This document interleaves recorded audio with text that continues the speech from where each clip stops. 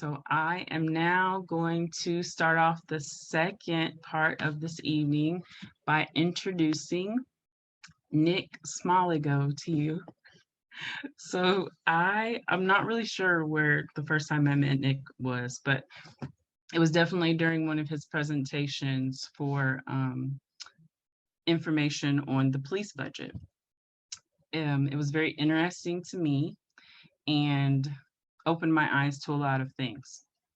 So, like I said before the break, I think it's really important for us to listen to this presentation that Nick is going to give, because not only this is a national problem now, right? The year 2020, we saw all these things come to light that I already knew. I know a lot of you already knew, but it just came to the forefront. And I think George Floyd jumped that off a whole bunch.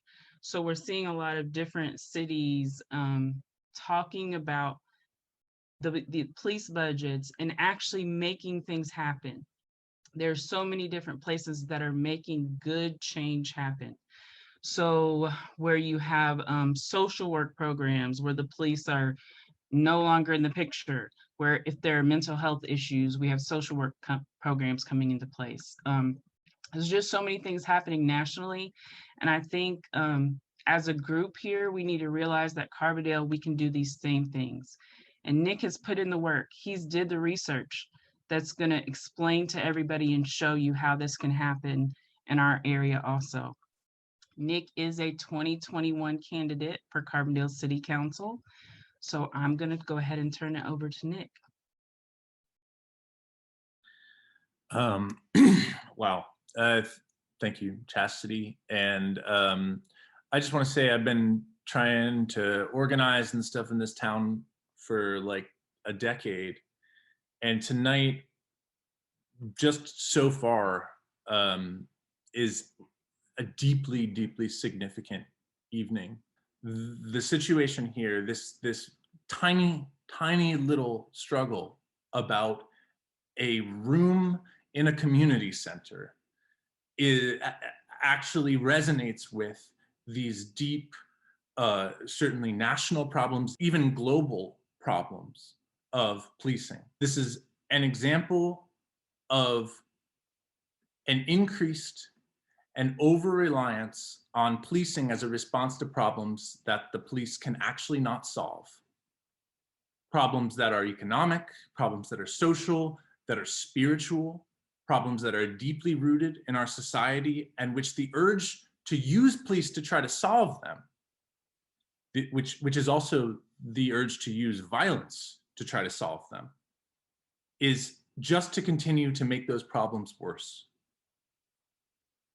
Right? To introduce police into the problems of social fragmentation and the decomposition of social fabrics is just to continue the process of destruction of that social fabric.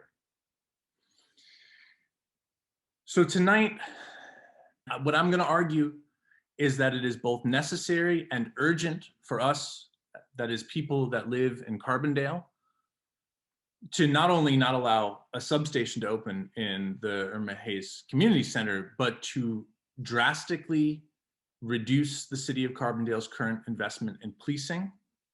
And I'm going to spell out 3 basic reasons why we need to do this as soon as possible. And those reasons are, first, we have way too many police for a town of our size.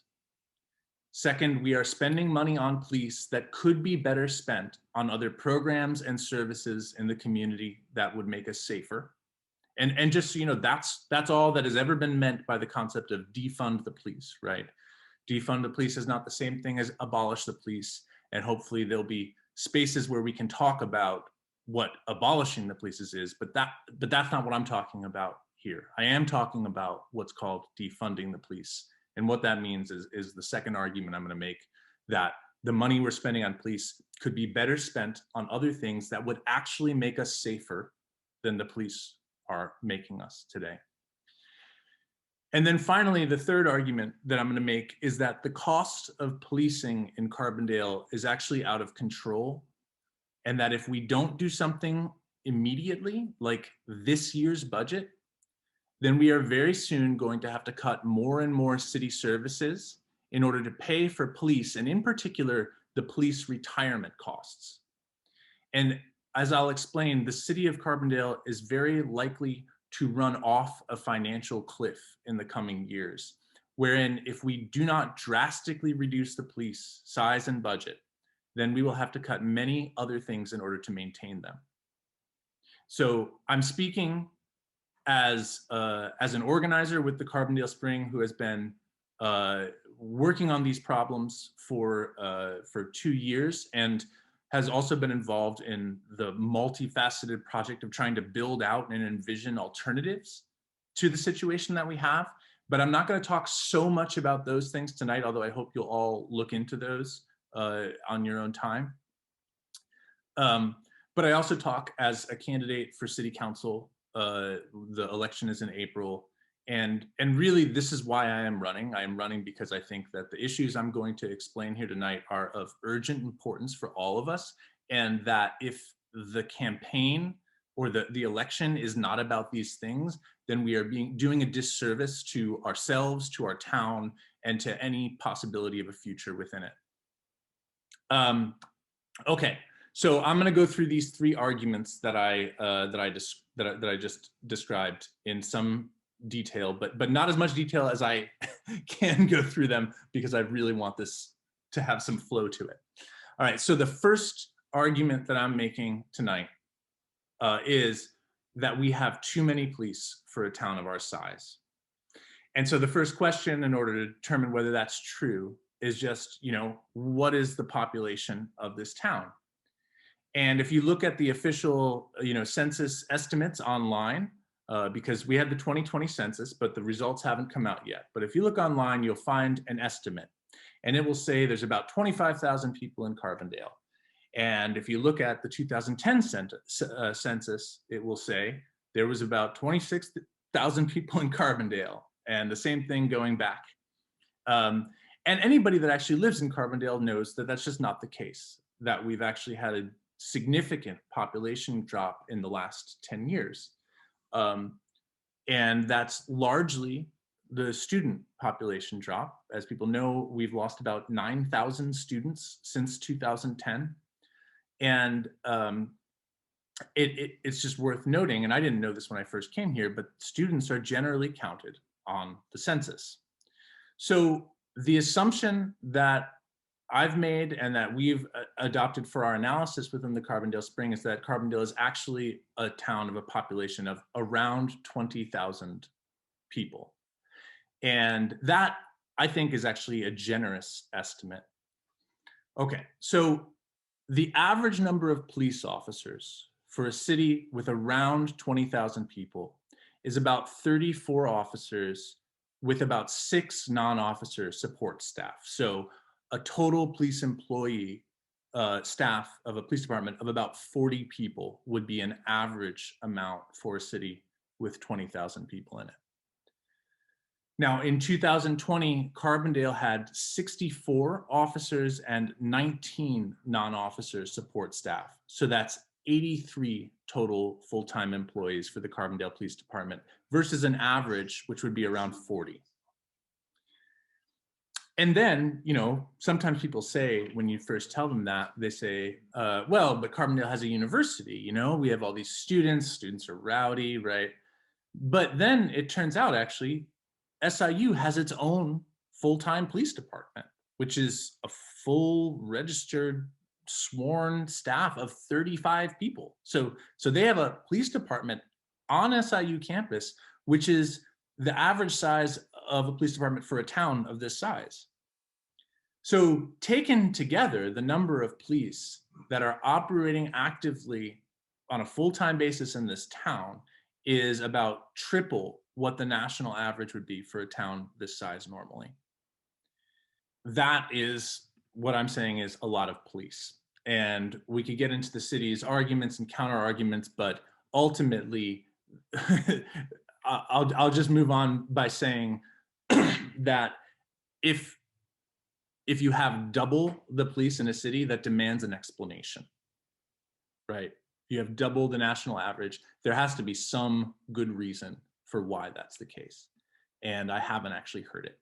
So we're moving on to point 2, that the money we are spending on police could be better spent on other programs and services in the community that would make us safer. I think one of the first responses that I hear from some people when they hear that Carbondale has a double-sized police force is, well, you know, Carbondale has a lot of violent crime. And that must be why we have so many police. And so there's kind of 2 ways to listen to this response. One is this assumption that more violent crime has led to Carbondale having more police, right? That the crime rate increased and then the police increased in order to respond to it. Now, we do have a lot of violent crime here, but that's not why we have a lot of police, right? The specific ratio that the specific numbers that I'm describing here come partly because the population has dropped, right? Because we're assuming a 20,000 person population. And so that really drove the numbers way up. We still had a lot of police before then, but it wasn't quite as many. And its increase didn't track with any known pattern of violent crime increase. Its increase kind of tracked through, you know, after 9/11, there were these grants to hire 5 more officers. They did that, and then the city took them on. And so it wasn't because we had violent crime that we raised the level of the police department. But there's another way to kind of hear this response that, well, we have a lot of police because we have a lot of violent crime. And that is this assumption that we need a lot of police because we have a lot of violent crime. So underneath that, the premise is that more police is a good response to a lot of violent crime, that more police would lead to a reduction in violent crime. And that sounds right at first. I mean, almost anybody kind of thinks that, you know, there's a shooting somewhere, what do you get? You get people demanding a bigger police presence there. The problem with that assumption is that while it sounds right at first, all you have to do is kind of say it to yourself slowly, and you realize there's something not quite right. That is, Carbondale has a lot of violent crime, and Carbondale has a lot of police. So police must not actually be very effective at reducing violent crime.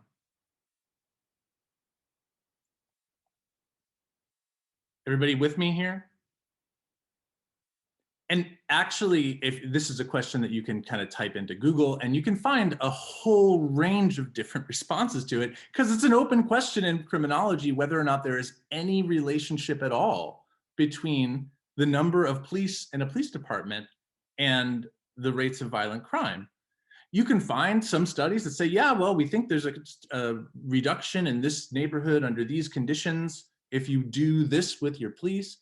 But at a citywide level, nah, you know, and it's also not clear if, you know, just actually having anybody at all present in those neighborhoods that aren't police would also have a similar reduction in violent crime. So for example, there's the quite famous group called MASK, Mothers Against Senseless Killing in Chicago, which sets up and distributes hot dogs and pizza at neighborhood or on intersections where there's been lots of shooting, and that also reduces the shooting.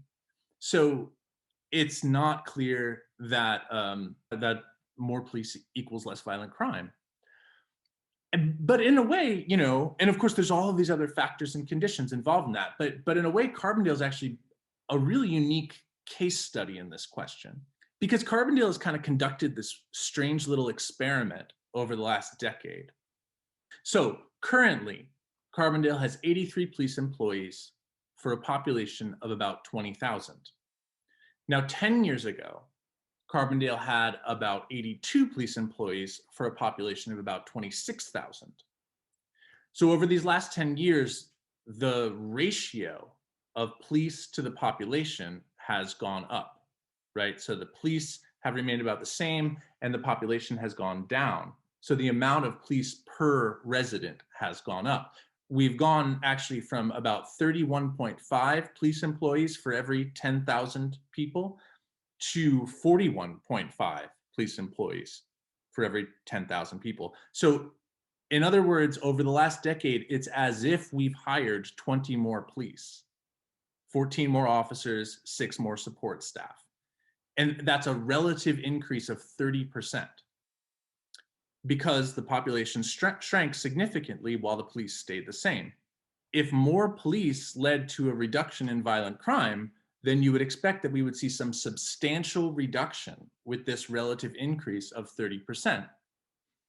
And in fact, however, we've seen the exact opposite. In fact, we've seen a 104% increase in violent crime over the last 5 years. So we have an enormous police force that is not actually keeping us safe. And we have concrete evidence that an increase in police relative to the population has been correlated with an increase in violent crime rather than a reduction. And I want to be very, very clear. This is not because Carbondale police officers are bad at their job. It's also not because they do not have enough resources. It is because the problems that people are facing, which lead to violent crime, are not actually police problems. The police don't have the tools, the skill, or the mission to address the problems that would reduce violent crime in our communities. And it's not simply a matter of giving them more tools or skills or another mission. They are simply the wrong people for the job. They're there to enforce laws, and people can't eat laws, and laws don't pay rent, and laws don't give people hope or meaning, and laws don't heal people's relationships with history or their family or the earth. It is simply, they're simply the wrong people to be doing these tasks or to be building community. The police recognize this, and city leaders recognize this. Around 2016, there was this huge increase in the number of shootings, and there was all of these interviews with the mayor, with Chief Grubbs, with Gary Williams, and over the years, every time there's a kind of spree of shootings, the same thing happens where these guys get interviewed. And what it all comes down to, the nicest version of what it comes down to, if it's not just, just awful stuff, the nicest version of what it comes down to can be quoted by Gary Williams, who on WSIU a few years back, he said, look, I don't know what we can do from a law enforcement perspective. The bigger problem is that when a certain group of people are upset, they default to using a gun. No accountability, no regard for consequences. This is a way bigger problem that starts at home, community groups, churches. I don't know what law enforcement can do. That's a quote from Gary Williams. And you know what? Gary Williams is right. These are problems that the police cannot solve. And it's on the rest of us. It's on the people that are on this call. It's on the people that are listening. It's on us. It's on community groups. But they are not pouring millions of dollars into community groups, right? They are pouring millions and millions of dollars into police who they know cannot actually stop the problems we are concerned with, and then shifting the blame onto community groups who are spending weeks writing grants for a few $1,000s at a time.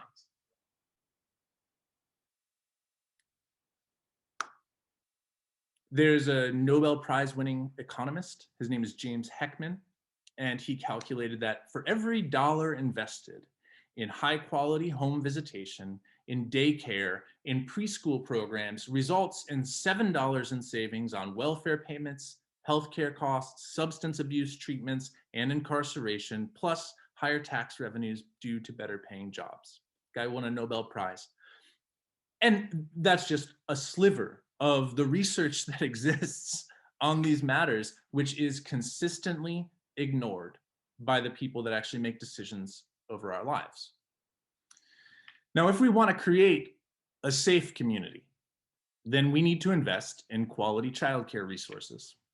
We need to invest in trauma-informed mental health care to meet people in the wake of shootings when they happen, and to prevent retaliations. We need to meet people's basic needs with healthy, fresh foods, which have been shown to improve behavior and school performance. We need to create beautiful places where people can connect with the natural world and their own creativity. We need to lower people's rents and the stresses of the economy, and we need to address toxic patterns of masculinity and give people resources to manage their emotions and disputes in creative and nonviolent ways. Now, the police, at best, show up once all of these things have failed. And you know what? And this is the part where I'm not advocating for police abolition, because the fact is we need somebody who is trained to use force and potentially lethal force in a professional capacity. We need that because there are sometimes very, very horrible situations where you need somebody with a gun to show up that you can trust is going to be able to use that in a professional way. But if we are only funding the police and we're not funding all of those other things that I listed, then we are ensuring that those things will fail. And we are ensuring that force becomes the basis of holding our town together. Because this is one of the things that's so horrible, actually, just about this whole concept of community policing, this idea that the police should be out in the community solving our problems in a community center, even in a kind of, just an office thing. What's so horrible about all of this, right, is that, you can never actually separate the authority of a police officer from the gun on their hip. Now, and on some level, the knowledge that they have the power to kill, to arrest, that they have this massive structure of incarceration operating behind them, that is there in every interaction for many people, especially for people that have been the targets of police violence or have had family members who've been incarcerated, and especially for young people. Think about kids playing cops and robbers. There's always a gun, right? It's just a part of the imaginary of it. So the more we rely upon police to solve problems in the community, then the more we communicate, especially to young people, that the only way to solve a problem is with a gun. To close this section off, I want to quote two inspiring prison abolitionist scholars. First, the great Angela Y. Davis, who says, who has written that prisons don't disappear problems, they disappear people. By which she means that the social problems that create the harmful behavior that we see, they remain and are even sometimes compounded when you snatch those people out of the community. You don't actually solve the problem, you just take the symptom away. And then I also want to share just a little aphorism also from another great prison abolitionist scholar, Ruth Wilson Gilmore, who says this beautiful line, where life is precious, life is precious. So where we treat people with the dignity and respect and adoration that they deserve, then we see the preciousness of life respected. But where people are treated as expendable or as a problem that needs to be pushed into line, then that's how they're going to treat others. So that's the end of my second section, that the police in Carbondale are not actually keeping us safe, and that there's other places we could spend that money that would keep us safer. Okay, so I'm going to move on to the third point, and and that is that the cost of police in Carbondale is out of control, and if we don't do something soon, then we're going to have to cut more and more city services in order to pay for police, and in particular, their retirement. I have a chart. This is a chart that shows the change in cost of the Carbondale Police Department over the last 20 years. So we've got back in 2002, when the total costs of the police department was around $5 million, and we paid about $570,000 into police retirement. And now in 2021, the cost of the police department is about, it's $10.5 million, and we pay $2.7 million into their retirement. I just want to show you that. That's what it is. And this is broken down.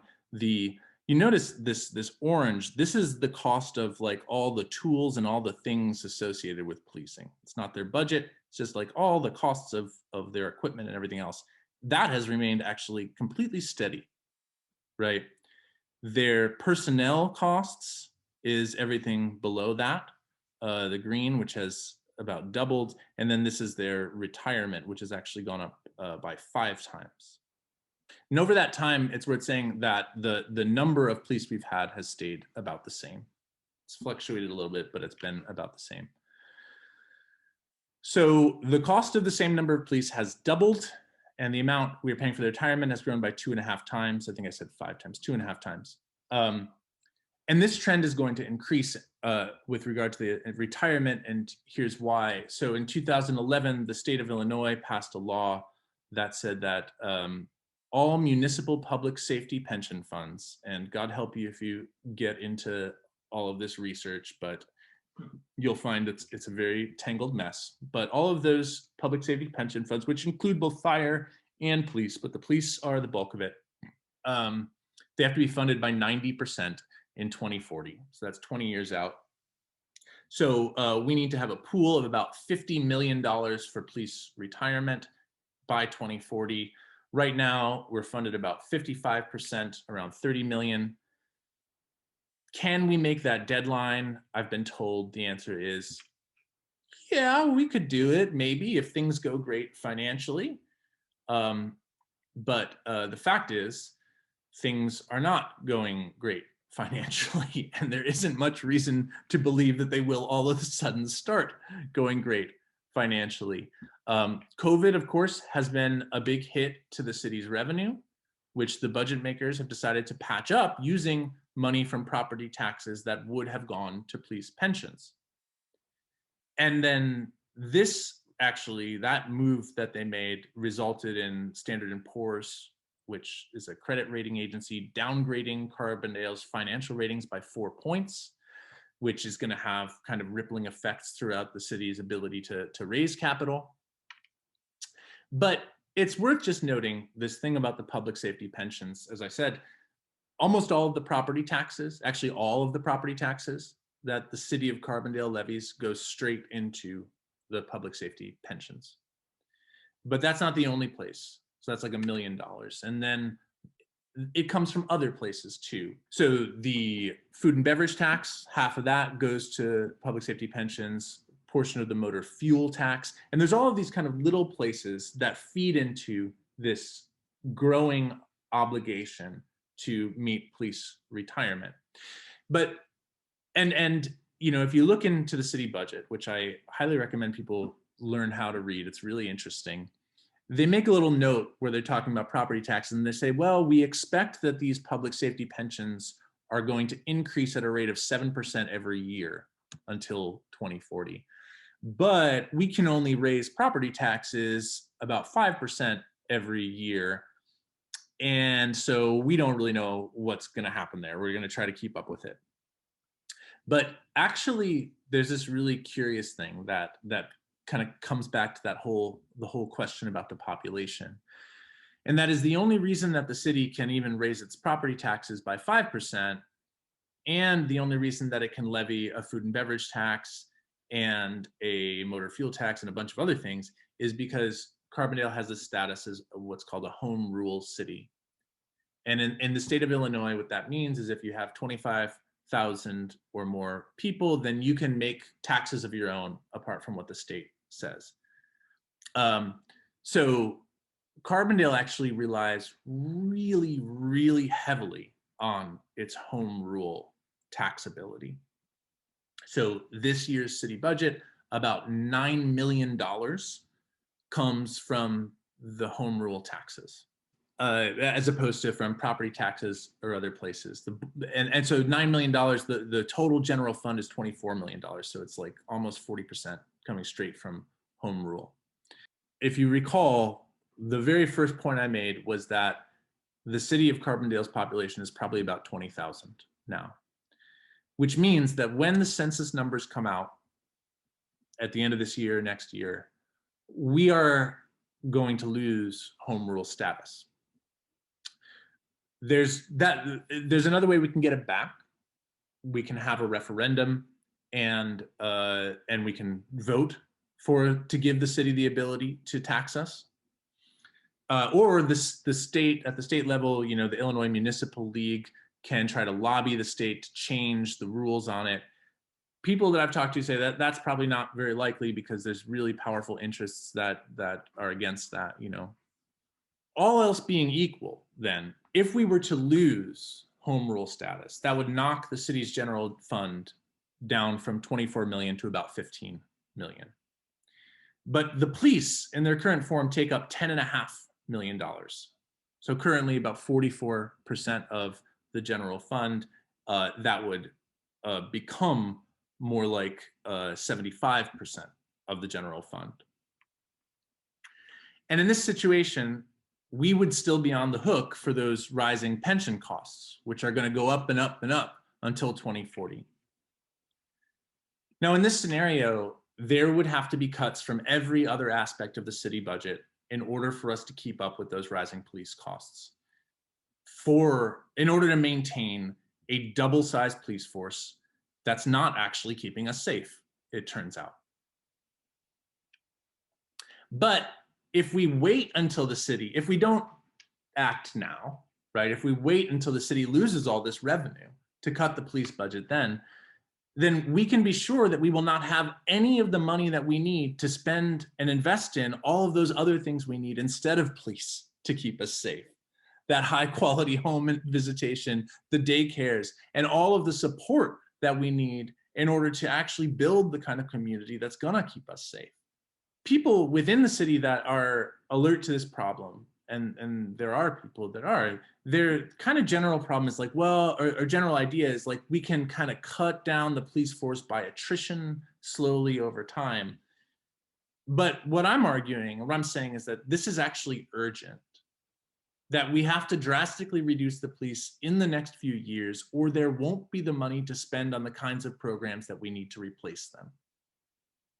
And maybe in that case, you know, we'd shrink the police force, but we'll only do it in order to keep up with our shrinking revenue. And so we won't be able to invest in the community that we need in order to actually grow the safe place that we want here. And I mean, I'll just say it. This is not even considering, this is like all of this analysis is happening in this tiny little bubble where we're not even thinking about climate change. We're not even thinking here about all of the deep epochal shifts that our lives have in front of them. And this idea that we want to be spending our time and our money paying for police pensions for a police force that was double the size and didn't actually manage to lower any violent crime is frankly absurd. So, okay, we're in the home stretch here. There's good news, there's bad news, there's good news about the bad news, there's bad news about the good news about the bad news, and then there's the nuclear option. So stay with me here. The good news is, luckily, we have a police force that is way bigger than we need and is not actually keeping us safe, so that we can cut it and fund other things while we still have the revenue, including $1 million in back payments to the Irma Hayes Center. And then we can campaign as hard as hell to keep that revenue through a referendum to maintain home rule in 2023. That's the good news. The bad news is that the police department and its union are a very powerful political force. And not even just a political force. I'll just say they also are an intimidating force, who have intimidated more than one city employee out of their job. So we shouldn't have any illusions about the kind of struggle that we're engaging in here, and we should say clearly what we're doing. They will tell us that we can't do it. They will say that I am crazy. They will tell you all that you're crazy if you agree with me. They will fight back in all sorts of ways that are unbecoming for professionals. No one doubts that, okay? Then there's good news about that bad news, and that is that they don't actually have a legal leg to stand on. We can do it because the city council controls the budget, and we can reduce the funds to the police and reallocate them without actually having to negotiate the terms of the budget with a police union. We can do it. There's a recent report in Bloomberg that says, quote, a government's decision to defund the police by shifting money and public safety responsibilities away from the police to other agencies probably would fall under its inherent management rights, according to numerous legal professors who were consulted. And that means we wouldn't have to negotiate with the police over the budget.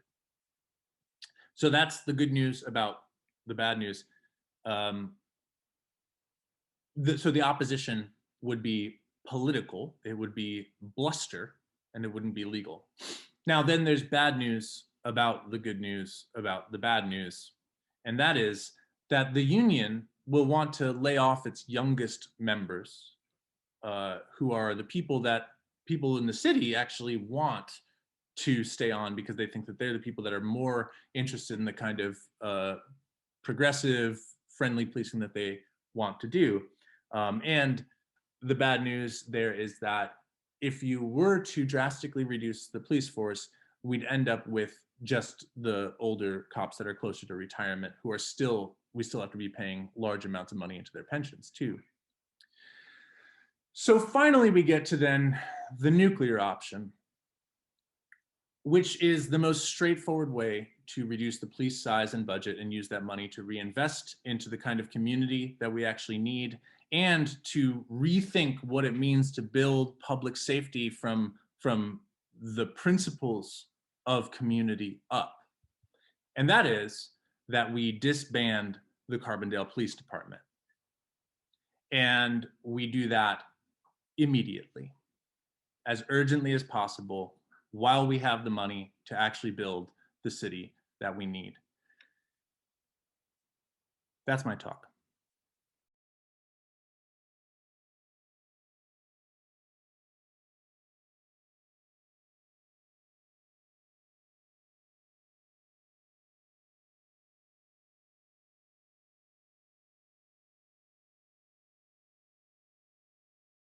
But we really need to rethink the question of what safety is. I think calling the police public safety is a propaganda term, right? The police are there to do law enforcement, and much of the laws that they've enforced actually has nothing to do with safety. In fact, works exactly counter to safety. The war on drugs, if we were concerned about the safety of drug use, we would have made harm reduction a central principle. We would have gotten people access to healthcare and treatment.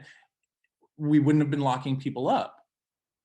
And so it has nothing to do with public safety, right? Or what the police do have nothing to do with public safety. And I'll just make one more point about how awful an idea it is to put police in the Irma Hayes Center, even in the capacity of a community resource officer that works for the police or whatever, even if it's not people's horror vision of a police station, but just to have their presence there. The targeting that happened of communities of color with the war on drugs is not over, right? Okay, we can smoke weed, but this thing is not done. And of course, that targeting was just one regime of laws consistent with every regime of laws going back to the founding of this country that has criminalized poor Black existence. And so who is so naive as to think that now that's not going to happen again? And that, it's time to invite these people in, people from an institution that has never taken any accountability for its role historically. It's insane. and it's infuriating. And I don't think the people here will allow it to happen, and I'm very, very grateful for that. All right, if someone else wants to ask a question, that'd be lovely. Otherwise, I'll just keep talking. Ginger mentions Cahoots in Eugene, Oregon, and they've been a model for us. And you noticed actually, you know, a week ago when Stan Reno and Joe Cervantes gave their talk, they were talking about things that were kind of sounded like that. Oh, we're going to have social workers or whatever. But the difference is that they're talking about co-responder models, right? So this is a way for the police to kind of steal our ideas, but to make sure that police budgets don't get cut and that they're still present the whole time. And so we need to insist that the mental health care treatment that we get and the rapid response that we deserve on that it is without police. That there's no reason for them to be there. And if they're needed, they'll be called. Okay, I'm gonna try to keep it short and not ramble, but like what you're talking about with the co-response versus not having police involved, I think is really what needs to be the main focus. Last spring, I was having a mental health crisis. I went to a mental health facility to ask for help. They called the police. So you have somebody who's in a vulnerable position, who has had trauma, who, you know, has been a victim of assault before, and you bring in two grown men with guns while they're asking for psychological help. And then I was escorted in the back of a police car to the emergency room. And that's the kind of response that is not helpful and exacerbates the problem for so many people who they're in a vulnerable position, they've dealt with, you know, abuse or racism or sexism or any number of things. And then you bring in what they're afraid of and expect them to feel safe. And it's not appropriate. So we need to divert, essentially using the police as a taxi service for a mental crisis, divert that money into more social services and things. That I was flat out told that I was driven by the police because there weren't enough social workers to deal with me on that day.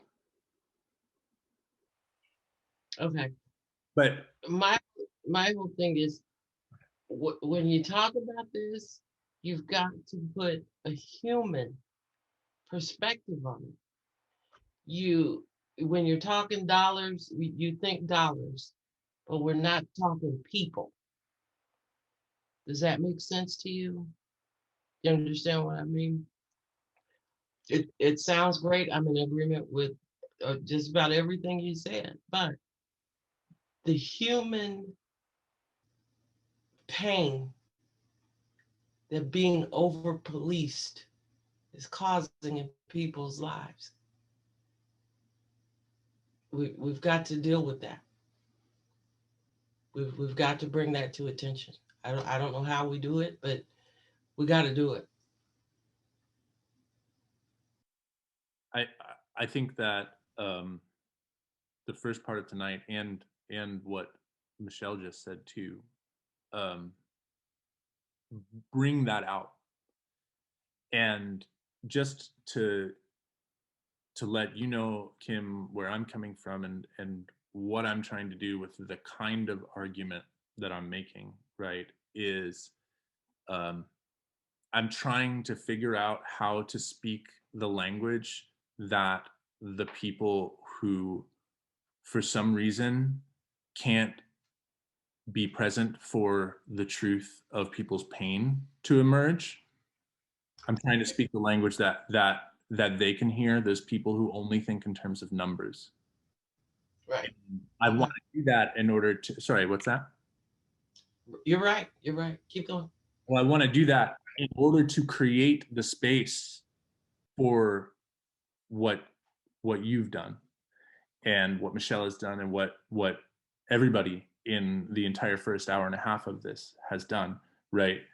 So not to say, okay, we're going to play their game, right? I'm not saying, well, because they think that way, therefore that this is the only thing that matters. No, right? The financial argumentation or whatever, right? That's how we're controlled. And so we have to figure out how that thing works in order to push against it, in order to create the space for an actual life of a community to emerge. And that emerges through pain, actually. It's the pain that brings us together and that shows us, okay, we actually all have a stake in this. We're actually all vulnerable to each other. And if there's any way forward, it's going to go forward because we've honestly acknowledged the pain that has happened. And to speak about Carbondale, that means to bring up the history too, right? Your life history and the experience you've had, but also the history of coppers, which Marilyn and so many other people have been working on digging up and making sure that this pain doesn't get buried. And also, even beneath that, right, we got to also talk about the history of colonization. We've got to talk about whose land this was before us. We've got to bring all of these past traumas up, but we have to fight for the space in order to do that, and that's what I'm trying to do.